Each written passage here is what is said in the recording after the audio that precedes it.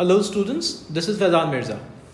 We are discussing the details of introduction regarding neprophysiology labs and the histology of kidney tubules.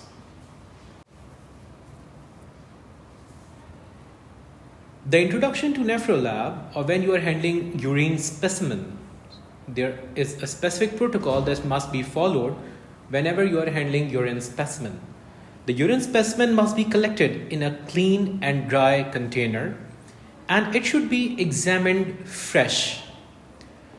Why is it required to be examined fresh? Because urine is hypotonic, and hypotonicity of urine destroys the formed elements in urine. WBC, red blood cells, epithelial cells which are present in urine, they can get destroyed. Plus, bacterial contamination can cause ammonia to be produced. Bacteria which contaminate urine sample release the enzyme urease. The enzyme urease convert urea present in the urine into ammonia. Ammonia is alkaline, it increases the pH of the urine sample. Since the bacteria will be multiplying as well, there will be loss of glucose from the urine sample if it was initially present in the sample. The hypotonicity of the urine also destroys casts which might be present in the actual urine sample. Bacterial contamination occurs quickly at room temperature, and specifically the warm temperature which is present in our labs or in homes generally. Preservation is needed. How the urine sample can be preserved? The first and the foremost thing is the sample of urine can be placed in a refrigerator, and by lowering the temperature, this slows down the bacterial action. Furthermore, preservatives can be added to preserve various components in urine: toluol, thymol, formalin, boric acid. These are the commonly used additives for a urine sample. The chemical preservatives which can be added, which I have just discussed, are added in such a way that if you are using toluol, so you add 2 ml of toluol in 100 ml of urine, this preserves the chemical components of urine very well. Thymol can also be added. A small lump is enough for preserving the urine sample, but thymol gives false positive protein test. Formalin is also used as a preservative. 1 drop of formalin can be added in 30 ml of urine sample. This preserves the formed elements, which means red blood cell, white blood cells. If present in urine sample, they will be preserved. The problem is that formalin precipitates proteins, and it also gives false positive glucose test. Boric acid can be used, 0.3 gram per 120 ml of urine sample. The problem with boric acid is that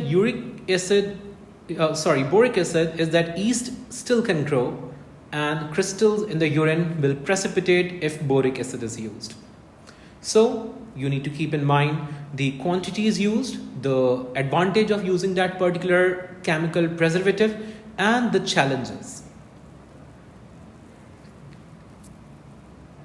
Normal interfering factors in urine testing is urine darkens in about half an hour. Why? Because urobilinogen converts to urobilin. If the individual consumed beetroot or drugs, they also cause the urine to darken. The pH of urine is 4.6 to 8.0. 5 ml of urine plus 2 drops of 0.4% alcoholic methyl red can be used. An orange color indicates pH of 7. If the pH turns acidic, it turns red. If the pH is basic, it turns yellow. E. coli infection causes the urine sample using alcoholic methyl red to give red solution.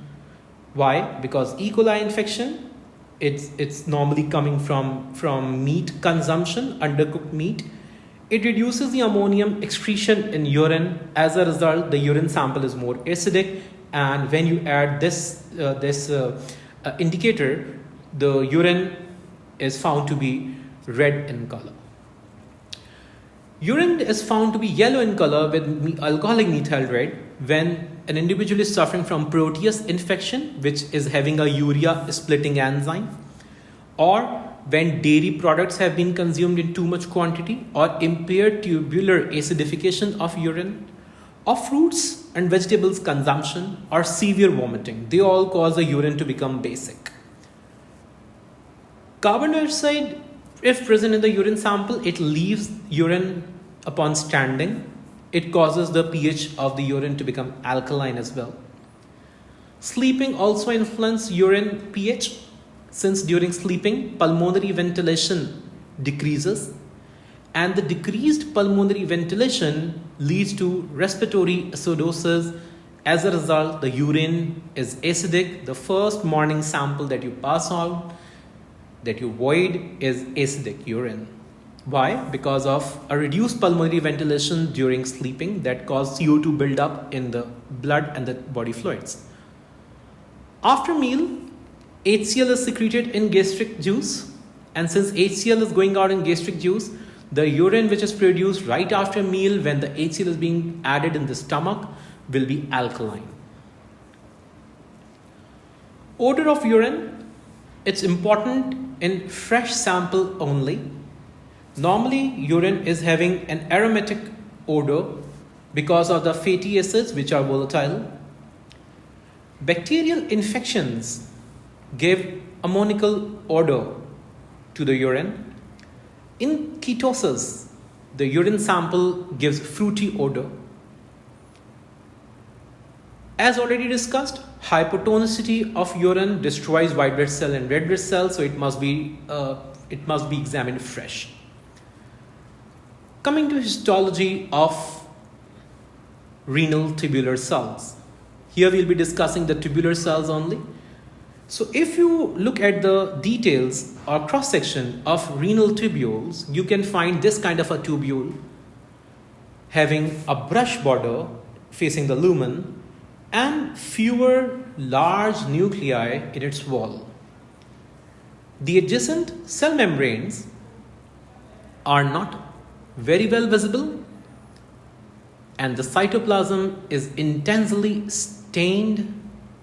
A small irregular lumen can be seen. Microvilli brush border is very well visible along the luminal border. This tubule is proximal convolute tubule. The diameter is about 60 micrometer.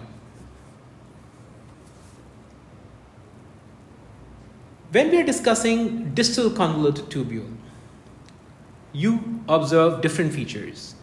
There is no brush border. The diameter is a bit smaller, 20 to 50 micrometer. You see more nuclei. You see a larger, well-defined lumen and lightly stained cytoplasm. There is no brush border, as already discussed. The adjacent cell membranes are still not visible. This is distal convolute tubule. When you're using a microscope, by increasing the contrast, by reducing the aperture of the iris diaphragm, or reducing the light intensity or increasing the light intensity, accordingly you can add contrast to the image that you are seeing in the view field, and the adjacent cell membranes which I'm talking about, which are not very well visible in DCT and PCT, can be seen that these are lacking there. Now let's move on to the loop of henle and collecting ducts. Here you can see the adjacent cell membranes very well. These are visible. Rounded nuclei can be seen. Moderately stained cytoplasm of cuboidal cells will be visible. These will be columnar to cuboidal cells. There would be no brush border, and the diameter will be about 25 to 60 micrometers. This is collecting duct. Now, if the lumen is narrow and it seems that the cells are spilling into the lumen and the nuclei are bulging into the lumen. And the adjacent cell membranes are very well visible. There is thin epithelial lining. These are the thin epithelial cells. This is your the descending limb of loop of Henle. D, LOH. LOH, loop of Henle, and D for descending. You can very well see that the diameter is about 14 to 20 micrometer. Lastly, the ascending limb of loop of Henle. The cells have a rounded nuclei. Adjacent membranes of the cell are not visible. The nuclei are small. The cells are cuboidal epithelial lining. The diameter is about 30 to 35 micrometer. And this is your ascending limb of loop of Henle. So the 5 tubules as discussed, PCT, DCT, collecting duct, the descending limb of loop of Henle and the ascending limb of loop of Henle, this covers the renal tubules histology. Thank you so much. That's it from my side.